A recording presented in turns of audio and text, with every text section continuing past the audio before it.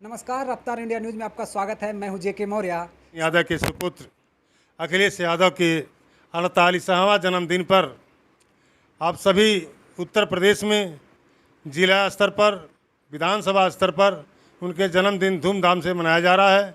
उसी के क्रम में हम भी अपने 319 विधानसभा पनियरा में अपने सभी साथियों के साथ, सभी सेक्टर प्रभारी और वरिष्ठ नेताओं के साथ उनका जन्मदिन धूमधाम से अभी 1.5-2 घंटा पहले हम मनाए हैं। भारी संख्या में लोग उपस्थित थे और सब केक काट करके उनका जन्मदिन मनाया गया और उनके हज़ारों वर्ष जीने का सब लोगों ने ऊपर वाले से प्रार्थना किया। सर, ये बताइए कि आने वाले 2022 में जैसा कि विधानसभा का इलेक्शन आ गया है, तो आप लोगों के द्वारा किस प्रकार से चुनाव की तैयारियां की जा रही हैं? किस तरह से समाजवादी पार्टी के जो उद्देश्य कैसे लोगों को बता रहे हैं और कैसे प्रचार प्रसार अभी से कर रहे हैं हम लोग? क्या तैयारी चल रही है? 2022 का चुनाव तो समाजवादी पार्टी के कार्यकर्ता और नेता तो लड़ ही रहे हैं, लेकिन हमारा मानना है कि उत्तर प्रदेश की जनता स्वयं भारतीय जनता पार्टी के खिलाफ चुनाव लड़ रही है। क्योंकि भारतीय जनता पार्टी के कुकृतियों से, उनके भ्रष्टाचार से, उनके नेताओं के गुंडई से, जैसा कि अभी जिला पंचायत अध्यक्ष का चुनाव उत्तर प्रदेश में हो रहा था, जबकि लोकतंत्र का हनन भारतीय जनता पार्टी की सरकार ने की है, उनके गुर्गे ने किया है। जैसा कि लोकतंत्र का मतलब होता है कि जनता का तंत्र है, जनता आज़ाद है, जनता जिनको चाहेगी चुनेगी, लेकिन ये भारतीय जनता पार्टी की सरकार जनता के मंशा का हनन किया है, संविधान का हनन किया है, लोकतंत्र का हनन किया है। यह मेरा खुला आरोप है भारतीय जनता पार्टी की सरकार पर। और 2022 में समाजवादी पार्टी के राष्ट्रीय अध्यक्ष पूरी तैयारी कर चुके हैं और अपने सारे सिपाहियों को अपने राजनीतिक असलहे से तैयार कर चुके हैं कि आप 2022 में भारतीय जनता पार्टी को पटकनी देने के लिए तैयार रहिए। और हम लोग अपने विधानसभा में बूथ स्तर तक कार्यकर्ताओं को जागरूक कर रहे हैं, बूथ बूथ जा कर के सारे सेक्टर प्रभारियों का बैठक कर रहे हैं, बूथ अध्यक्षों से संपर्क कर रहे हैं और कमेटी को मजबूत चुस्त दुरुस्त करके 2022 में निश्चित रूप से भारतीय जनता पार्टी की सरकार उखाड़ फेंकने में समाजवादी पार्टी के लोग सफल रहेंगे। अच्छा, ये बताइए, जो वर्तमान में यहाँ पर विधायक हैं, भारतीय जनता पार्टी के विधायक हैं, यहाँ पर इनके कार्यों को आप लोग किस तरह से देख रहे हैं?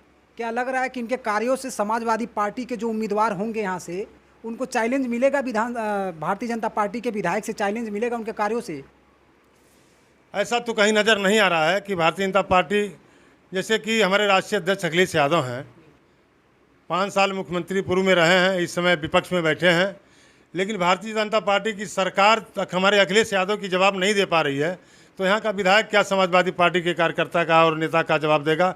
निश्चित रूप से यहाँ का समाजवादी पार्टी का कोई भी कैंडिडेट होगा, एक अदना से अदना कैंडिडेट होगा, तो भारी से भारी भारतीय जनता पार्टी के प्रत्याशी को चैलेंज देने में सक्षम होगा। जैसे वे लोग कह रहे हैं कि हमने बहुत ज़्यादा सड़क बनाया है, उस पर वोट मांग रहे हैं, उज्ज्वला गैस दिया है, और भी कह रहे हैं कि महिलाओं को लेकर के हमने कानून तरह तरह से बनाए हैं। इस तरह से बता करके वो लोग जनता के बीच में जा रहे हैं, वोट मांग रहे हैं। तो क्या लग रहा है इसका प्रभाव जो 2022 में इसका कुछ आने में दिखेगा?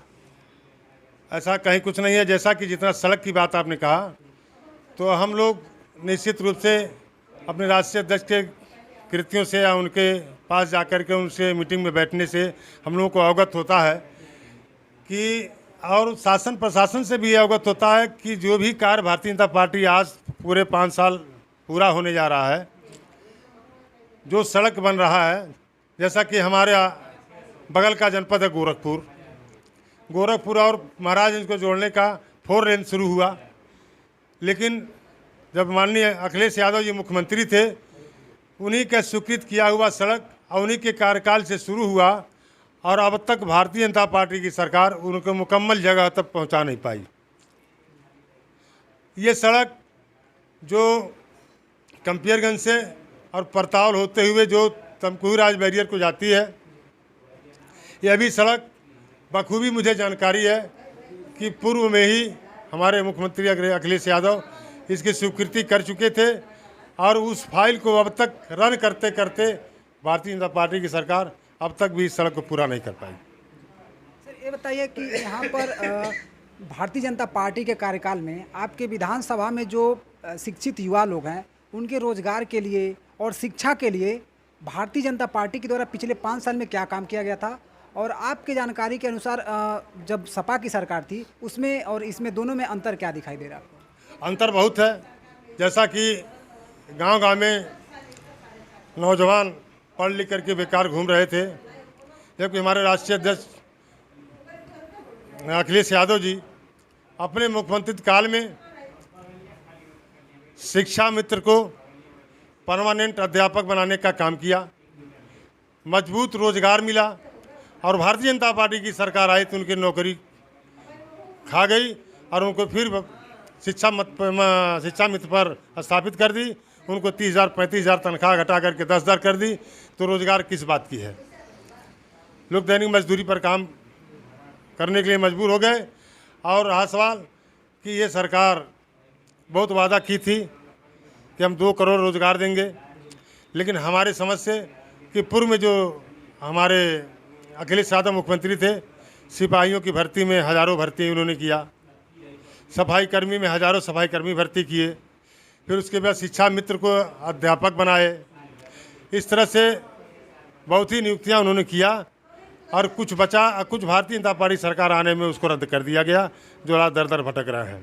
और रहा सवाल जो उज्ज्वला योजना की बात आपने कहा है, उज्ज्वला योजना और जो बिजली फ्री कनेक्शन, हम दोनों को एक तरह से देखते हैं कि जब उज्ज्वला योजना में जब गैस का कनेक्शन फ्री दिया गया तो लोगों को बेवकूफ़ बनाया गया कि उनको जब गैस फ्री दिया गया तो उस समय 400 कुछ रुपया गैस सिलेंडर का दाम था, और जिनको फ्री कनेक्शन दिया गया उनका सब्सिडी भी रोक दिया गया तब तक कि जब तक उनका कनेक्शन का फीस पूरा ना हो जाए, उनको सब्सिडी नहीं दिया गया।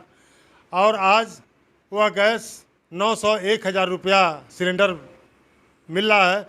कितने गरीब लोग ऐसे हैं जो सिलेंडर नहीं भरा पा रहे हैं, उनका सिलेंडर फिर घर में रख करके वो महिलाएं फिर पुआल पर या लकड़ी पर खाना बनाने में मजबूर हो गई हैं। और जो बिजली के कनेक्शन का बात हुआ, 165 रुपया बिल उस वक्त था जिस समय फ्री कनेक्शन दिया गया लोगों को गरीबी रेखा योजना के नीचे कार्ड पर, और आज उनके कनेक्शन का पैसा सहित लगभग 500 रुपया प्रति माह बिल आ रहा है। तो हम तो बहुत मतलब घोर निंदा करेंगे इस सरकार का कि इस तरह से गरीबों के पेट पर लात मारी और इसका गरीबों के साथ खिलवाड़ की है। मैं समाजवादी पार्टी की तरफ से इस सरकार की घोर निंदा करता हूँ। जैसे भारतीय जनता पार्टी के लोग कह रहे हैं कि कानून व्यवस्था को उन्होंने मजबूत किया है, आपके हिसाब से क्या लग रहा है? कानून व्यवस्था आपकी सरकार में मजबूत थी कि अभी मजबूत है? कानून व्यवस्था तो उसमें हमको क्या कहना हो, तो दुनिया में सर्वविदित है कि भारतीय जनता पार्टी के लोग ही गुंडई कर रहे हैं। अभी आपसे बताया कि जिला पंचायत अध्यक्ष के चुनाव में 12 जनपद में पर्चा दाखिला नहीं करने दिया गया, यह कैसा कानून है? 21 जनपद में ज़बरदस्ती पर्चा खारिज करवा करके अपना निर्विरोध अध्यक्ष बनवा दिया गया, यह कौन सा कानून है? तो कानून तो जमीन आसमान का फ़र्क है अखिलेश यादव की सरकार में और इस सरकार में। जो ग्रामीण हैं, जो छोटे तबके के लोग हैं, इनको क्या कानून के द्वारा सही से न्याय मिल पा रहा है? पुलिस प्रशासन सही से आपके हिसाब से काम कर रही है या नहीं कर रही है? पुलिस प्रशासन तो टोटल बदल चुकी है, क्योंकि भारतीय जनता पार्टी के कार्यकर्ता खुद जब बैठ करके थाने थाने दलाली कर रहे हैं और वो जो है भाव ताव कर रहे हैं अपना जो है पीड़ित से या थानेदारों से या सिपाही से, तो फिर न्याय की कहाँ उम्मीद है? पुलिस इधर से पैसा पा रही है, उधर उनको न्याय दे रही है। इस नाते कि थाने में सबसे पहले तो आज का ये पुलिस भ्रष्टाचार में डूबी हुई है भारतीय जनता पार्टी के नेताओं के संरक्षण में। तो ये थे हमारे साथ महाराजगंज जिले के विधानसभा पनियरा के विधानसभा अध्यक्ष समाजवादी पार्टी के अमरनाथ यादव जी, जिन्होंने आज अखिलेश सिंह यादव पूर्व मुख्यमंत्री के जन्मदिन पर केक काट करके जन्मदिन मनाया और अपने कार्यकर्ताओं के साथ हमें यह भी बताया कि आने वाले 2022 के इलेक्शन में वे किस प्रकार से तैयारियां कर रहे हैं और समाजवादी पार्टी के जो उद्देश्य हैं वे जनता तक पहुंचा रहे हैं और भारतीय जनता पार्टी के कार्यों को भी बता रहे हैं।